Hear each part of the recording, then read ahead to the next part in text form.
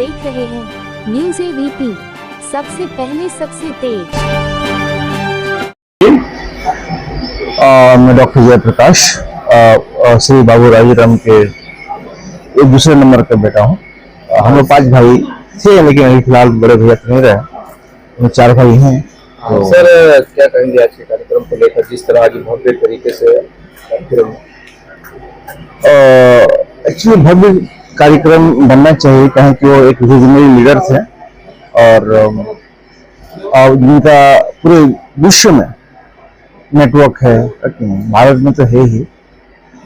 तो ऐसे इंसान जब नहीं रहे तो उनके जो गुण हैं, उनके जो कार्य हैं, उससे लोगों को पता होना चाहिए। कहें कि बलिया जिला का हम लोग हैं, लेकिन किसी को आपको भी पता नहीं था इसके पहले, है इतना। आज का जो युग चल रहा है, देखा जा रहा है, लोग भाई भाई में नहीं पड़ रहा है, बच्चे अपने माँ पिता को आश्रम छोड़ाते हैं, और आप लोगों ने कामयाबी हासिल की और अपने पिताजी को इतना सम्मान दिखाया जा रहा है। और पहली बार तो उन युवाओं के लिए क्या कहेंगे जो अपने जीते के माँ पिता खो देते हैं, और कामयाबी हासिल करने के बाद आप लोग कामयाबी हासिल करने के बाद आप लोगों ने अपने माँ पिता को भगवान की तरफ दर्जा के सम्मान दिए, क्या कहेंगे? एक्चुअली क्या है कि ये जो है, जो आज की न्यू पीढ़ी है, जो अपने माँ बाप को, माता पिता को आश्रम भेज देते हैं, चाहे केयर नहीं करते हैं, तो ये ऑल अबाउट एजुकेशन, ठीक है ना, कि हम परवरिश कैसे अपने बच्चों को देते हैं। और मेरे पिताजी भी बहुत पढ़े लिखे थे, यहाँ से क्लास 5 तक पढ़े हुए थे इस गांव से, फिर रांची से जाकर ग्रेजुएशन किए थे, एक ऑफिसर थे कोल माइन इंडिया में। तो उन्होंने सबसे ज्यादा फोकस रखा कि एजुकेशन पे है, कि अनाथ बच्चे जिसके फादर 4 साल के थे तभी उनके फादर गुजर गए थे। उस समय में हम 1947 की बात कर रहे हैं, जब 1950 के आसपास में अपनी देश इतनी गरीब थी, अच्छा एजुकेशन सिस्टम नहीं था, उस समय उन्होंने शिक्षा हासिल की और उनका फोकस था कि सबसे ज्यादा हमें इन्वेस्टमेंट करना शिक्षा पर करना है। जो अपने बच्चों को अच्छे खुद ने भी एजुकेशन लिया, अपने बच्चों को एजुकेशन दिया।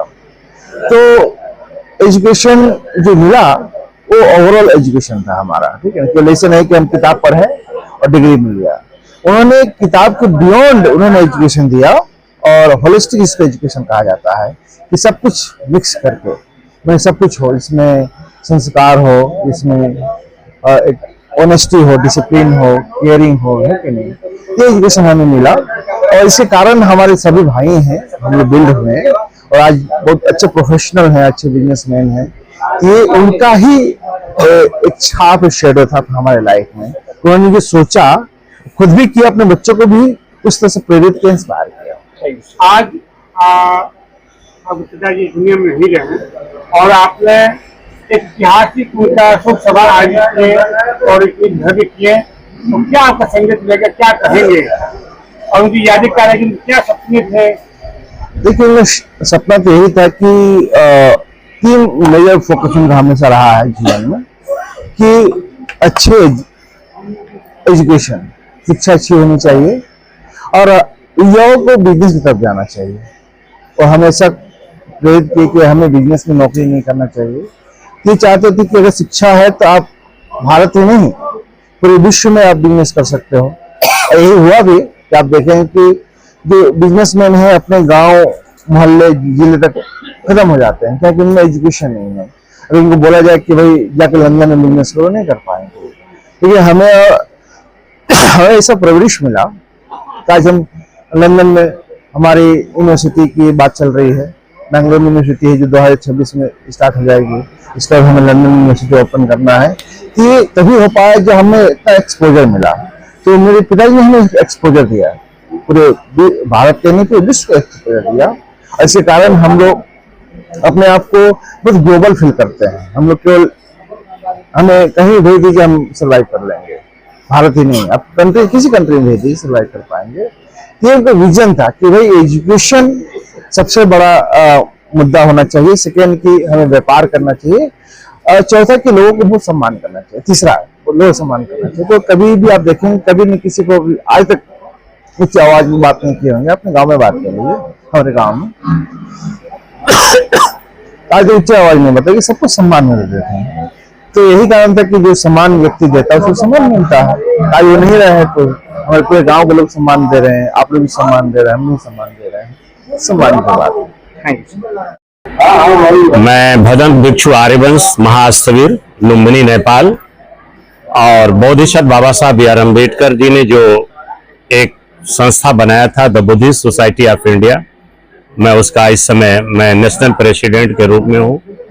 और आज इस परिवार में श्रद्धेय डॉक्टर जेपी जी के इस पिताजी के और चंद्रशेखर जी के पिताजी के इस परिनिर्वाण के अवसर पर मैं संधवापुर गांव में इस श्रद्धांजलि के अवसर पर मैं आया हूं। क्या कहेंगे? मैं ही ये नहीं बल्कि मेरा पूरा बौद्ध भिक्षु समाज यहाँ आया हुआ। आज इनकी श्रद्धांजलि सभा है और जिस तरह खुदों ने एकजुट होकर इतनी बड़ा कार्यक्रम रखे हैं समाज की, देखते हुए क्या कहेंगे?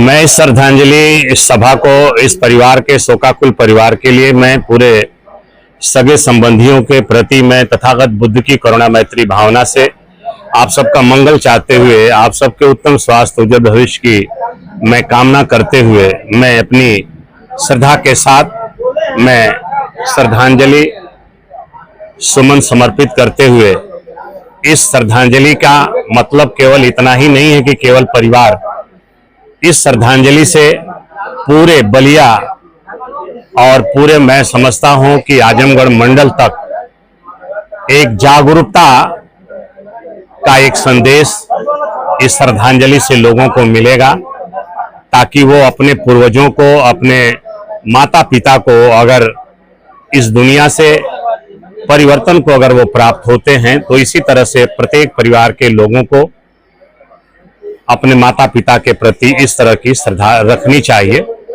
और नसीहत लेनी चाहिए। मेरा नाम चंद्रशेखर, इंजीनियर चंद्रशेखर, और मैं बीटेक IIT खड़गपुर से हूँ और दिलसा रोड विधानसभा के प्रत्याशी भी रहा हूँ 2012 में।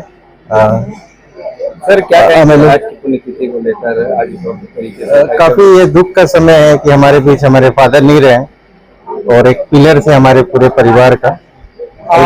ये देखा गया है पिता योगदान जो आपने उनकी भूमिका अच्छी निभाई है और आज के युग कह रहा है, जो युग आप देख रहे हैं, पहले के हैं समाज के देख रहे हैं, जो आज के युग में जो अपने माता पिता को जीती जी का सही नहीं देते, आश्रम छोड़ाते हैं और आपके पिताजी के लिए जो भी हो आप लोग कामयाबी पाए। आज भी देखा जा रहा भाई अब एक मत लोग हैं और उनके देहांत के बाद श्रद्धांजलि सभा ऐतिहासिक आप लोग किया है, क्या कहेंगे, क्या संदेश रहेगा आपको समाज में? देखिए, माता पिता तो पूजनीय होता ही है क्योंकि उनकी वजह से ही हम लोग इस धरती पे आए हैं और हमारे पहला जो शिक्षक होते हैं वो फादर और मदर ही होते हैं। और हमारे पापा काफी कर्मठ थे, काफी प्रोग्रेसिव माइंडसेट के थे, जिसकी वजह से हम सारे भाइयों में वो गुण आया है और हम काफी मेहनत करते हैं, काफी हार्ड वर्क करते हैं, जिसकी वजह से काफी एजुकेशन भी काफी अच्छा रहा है। इसमें हमारे पापा का काफी योगदान रहा है क्योंकि उस समय में हमारे सारे भाइयों को इंग्लिश मीडियम में पढ़ाना, एक अच्छे स्कूल में पढ़ाना, इतने बड़े फैमिली के साथ भी तो कभी कॉम्प्रोमाइज नहीं किए और अच्छे कॉलेज यूनिवर्सिटी में पढ़ाए। जैसे कि हमने अपने बारे में बताया कि मैं खुद एक IIT खड़गपुर से पास आउट हूँ और हमारे छोटे भाई हैं जो बैंक में हैं और भी भाई हैं जो बिजनेस कर रहे हैं और अलग अलग पूरे इंडिया में हमारा बिजनेस फैला हुआ है। इसका सारा श्रेय हमारे फादर को ही जाता है। तो मेरा नाम अक्षित इंडिया है और मैं अभी 11th श्रेणी में पढ़ाई कर रहा हूँ एंड मैं अभी बैंगलोर में स्टोनिंग इंटरनेशनल स्कूल में पढ़ाई कर रहा हूँ। आज आपके दादाजी का श्रद्धांजलि सभा है और क्या कहेंगे दादाजी के लिए और क्या उनके लिए फ्यूचर है, क्या आपको लगाव? तो मेरे दादाजी जो थे वो बहुत पहले से ही फ्यूचर के बारे में सोचते थे। तो जब पहले क्या हुआ करता था कि लोग अपने बच्चों को काम करवाने के लिए भेज दिया करते थे, लेबर करवाने के लिए भेज दिया करते थे पैसे कमाने के लिए।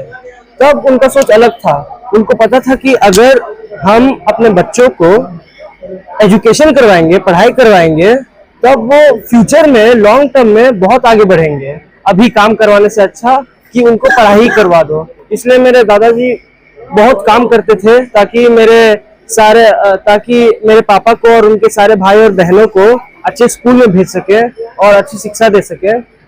और मेरे पापा आपकी क्या सपना है? उनकी तरह से क्या प्रेरणा सीखे हैं? क्या कहेंगे आगे, क्या आपकी सोच है क्या सॉरी आपके दादाजी से क्या आपको सीख मिला है? और क्या आगे करेंगे आप? मैं दादाजी से ये सीख मिला है कि आपको कभी भी ना जिंदगी में हार्ड वर्क करना चाहिए,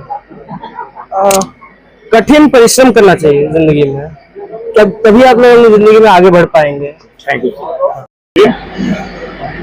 मैं चंद्रभान हूँ, उनके छोटे बेटा हूँ मैं। ठीक है, मैं इंडियन बैंक में मैनेजर हूँ, बनारस में पोस्ट हूँ।